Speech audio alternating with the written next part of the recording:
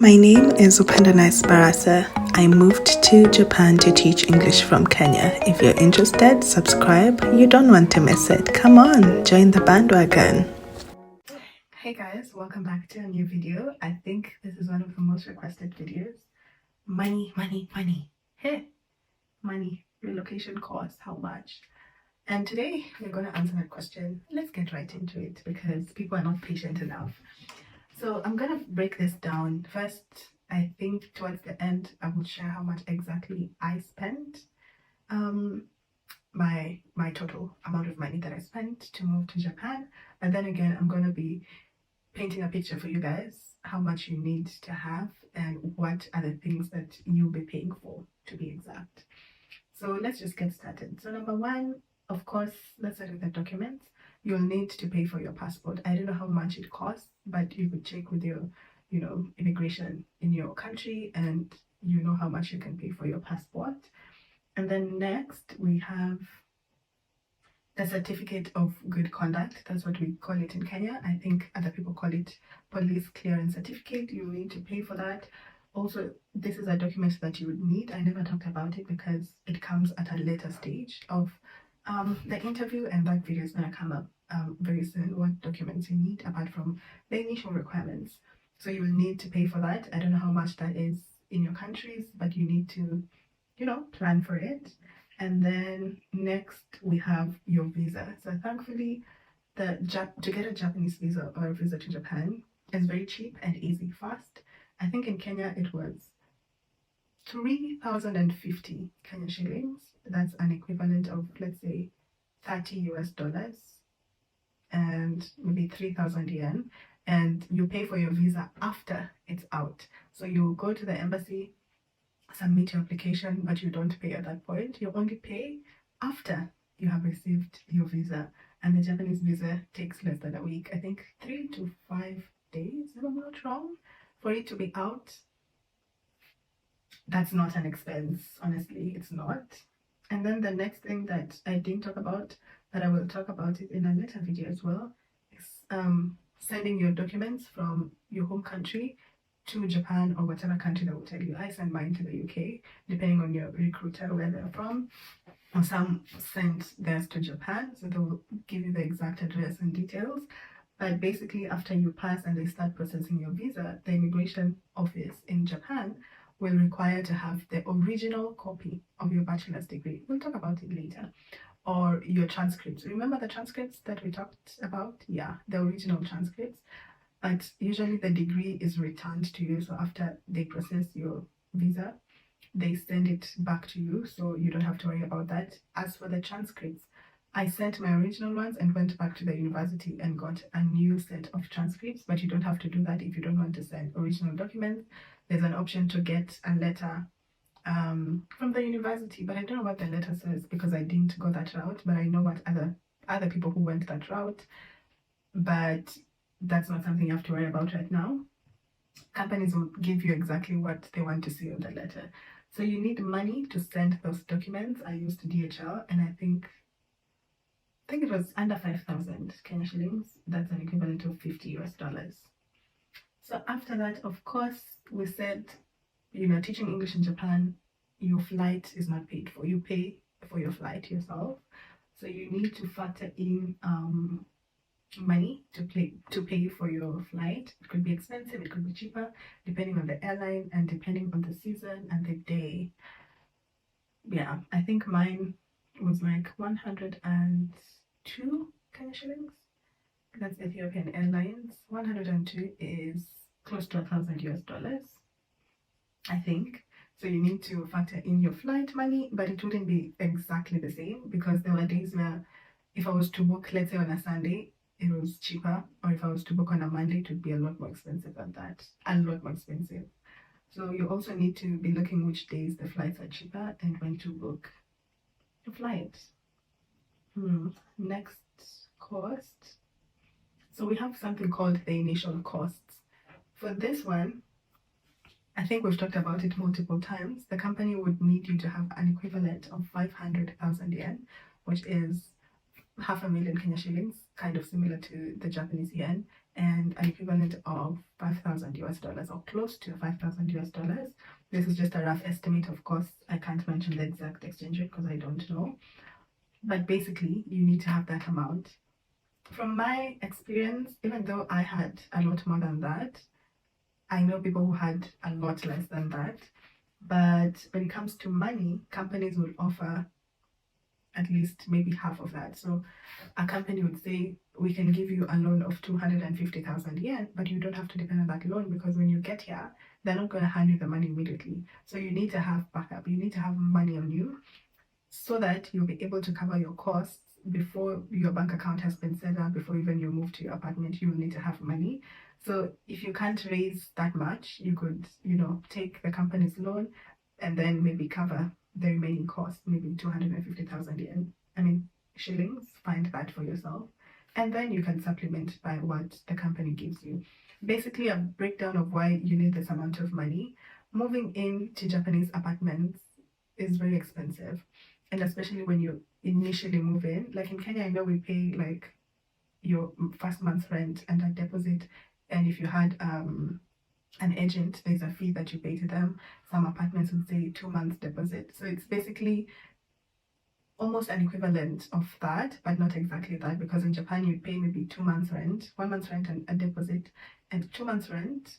And then we have tiny bits like, I don't know, key money, which is usually an equivalent of a month's rent. So basically it's like you're paying 3 months rent at a go, sometimes more.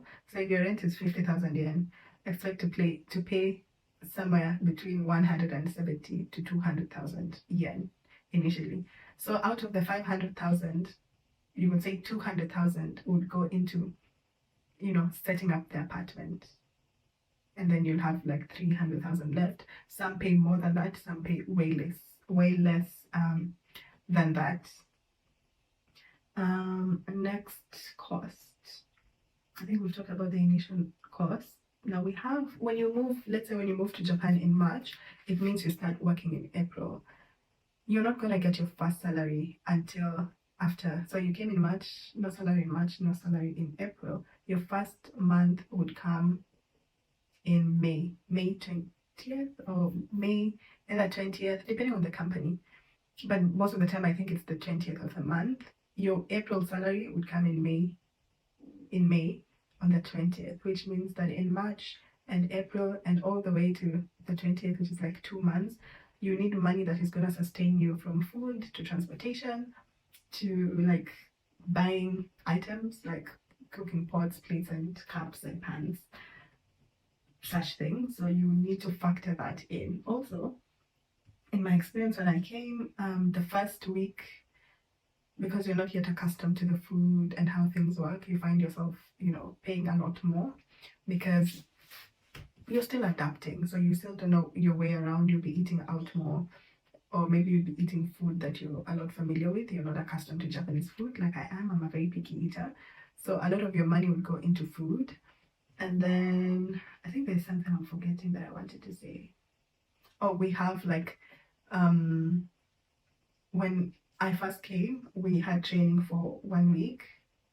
And then after we had training, some people moved into their apartments, but my apartment and several others were not ready yet. So the company put us in a hotel for 8 days. And those 8 days, yes, the hotel is catered for bed and breakfast, but you have to buy your lunch and dinner. So something like that has to be factored in. And then we have small costs, like your luggage would be sent to your apartment, because there's so many and you can't travel with all your suitcases. There's a fee for that, where a courier service would take your bags to your apartment. Tiny things like those. So you need to have enough money for that. I think one thing that I was about to forget was shopping. So before, as you prepare to come here, of course, there are things that you want to buy, maybe clothes, work clothes especially. I think we have so much to talk about, guys. A video is coming up on what to pack, what to bring from home, because you'll be surprised that there are so many things you cannot find in Japan, despite it being a very advanced country. Or so many things there's lots of restrictions in this country. So we are going to have a video about what to carry, what not to carry in detail. Yeah. So in shopping, of course, you'd want to buy a new pair of shoes, you'd want to buy clothes, food that you want to bring to Japan, comfort food, and all these things. So you'll need to factor in. So you can do your math, but I'll talk about my costs. Now, as I talk about my costs and how much I spent, I hate that I'm talking from a point of privilege. You have enough time, more than enough time from the application process to when you actually move to factor in and raise money if you need to. Also, remember I said there's not that there's no money in Japan as you think like that. Don't think this is America where people go to America and suddenly they're building houses back home in Africa. Don't think of Japan as that country, which means that if you're going to get money from friends like loans, or your family wants to sell land to take you abroad, and of course they're expecting to get the money back because they're sending you abroad where they think there's an abundance of money, you need to prepare them psychologically. So if you know your family, you going to Japan would leave your family struggling, I would want you to rethink your decision or prepare them, fully prepare them and tell them, hey, this country, it's not what you think, because we know black tax is a real thing. So I think in total, without putting like passport, those tiny details, this is just for my flight and how much money I brought to Japan and how much money I spent just shopping around for myself. Keep in mind, I'm a very expensive child. So don't use my estimate as the gospel truth. I know people who have used half of what I used and even way less than what I used. So just for shopping, things that I wanted to bring, for myself, I spent 100,000 Kenya shillings. That was like 100,000 yen, $1,000. And then my flight, I already mentioned, was 102 Kenya shillings, close to $1,000. And then money that I had at hand was 550,000 Kenya shillings, 500,000 Kenya shillings, basically.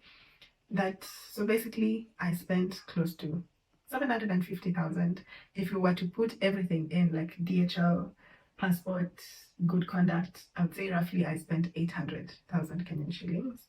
But I know so many people who came from home and just spent maybe 300 or 400 in everything and then got a loan from the company, and others who didn't take a loan and then came with very little as $1,000 or $500. It just depends on your lifestyle, where you're coming from. We're not coming from the same background, so you don't have to stress that much. Just make sure that you know what you have and spend according to how much you have.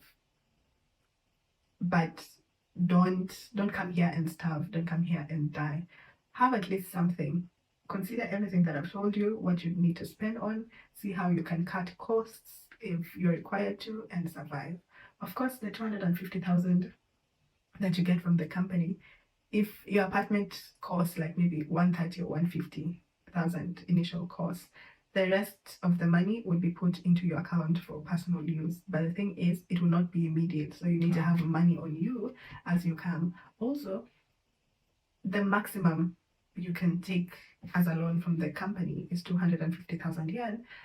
But if you have like 300,000 yen and you just want like maybe extra bits of cash, you could just take a loan of 100,000 or a loan of 50,000. You're not restricted to taking a loan of just 250. You could take less or lower than that.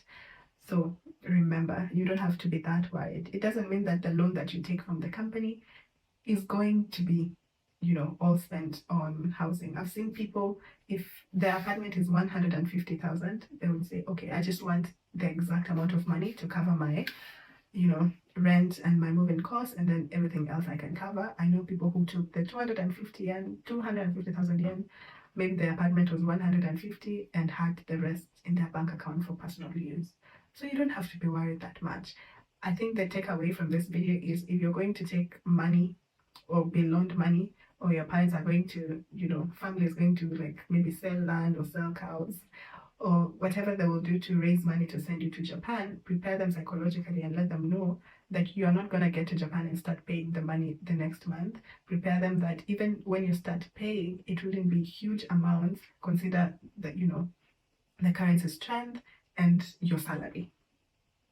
Okay? So it might take longer than you expect, or they think. So just figure that part out and everything would be okay. Okay, guys? Thank you so much for watching. I hope this answers your question. If you have any other questions, leave them in the comment section, or wait for us to do a live, or follow me on Instagram. When I do a Q&A, you can leave your question and then you can get your answer. See you again next week. Same time, same place. Bye.